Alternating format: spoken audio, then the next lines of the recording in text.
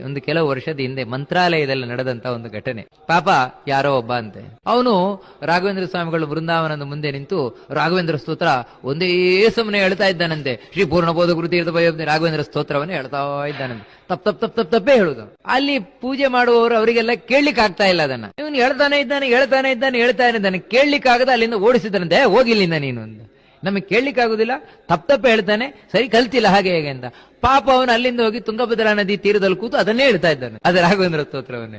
ಆದ್ರೂ ನೋಡಿ ಆಶ್ಚರ್ಯ ಅಂದ್ರೆ, ರಾತ್ರಿ ರಾಘವೇಂದ್ರ ಸ್ವಾಮಿಗಳು ಪೂಜೆಯವರು ಕನಸಲ್ಲಿ ಬಂದು ಬೈತಾರಂತೆ, ಯಾಕೆ ಅವನನ್ನು ಕಳಿಸಿದ್ರಿ ಅಂತ. ಅಲ್ಲ ತಪ್ಪು ಹೇಳ್ತಾ ಇದ್ದ ಅಂದ್ರೆ, ನನಗೆ ತಪ್ಪು ಹೇಳುವುದು ಮುಖ್ಯ ಅಲ್ಲ, ಭಕ್ತಿಯಿಂದ ಹೇಳ್ತಾ ಇದ್ದ ಅವನು. ಭಕ್ತಿಯಿಂದ ಹೇಳ್ತಾ ಇದ್ದದ್ರಿಂದ ನಾಳೆ ಅವನನ್ನು ಇಲ್ಲ ಕುರ್ಸಿ ಅಂತ ಹೇಳಿದ್ರೆ ಭಕ್ತಿ ಎಷ್ಟು ಮುಖ್ಯವಾಗಿ ಬೇಕು ಅಂತ. ಆ ಭಕ್ತಿಯಿಂದ ಹೇಳಿದಾಗ ಭಗವದ್ ಭಕ್ತರು ತಪ್ಪನ್ನೆಲ್ಲ ಮನಸ್ಸಿ ಬಿಡ್ತಾರಂತೆ, ಎಲ್ಲ ತಪ್ಪನ್ನು ಕ್ಷಮಿಸಿ ಬಿಡ್ತಾರಂತೆ. ಯಾಕಂದ್ರೆ ಭಕ್ತಿ ಒಂದಿದೆ ಅಂತ. ಭಗವಂತ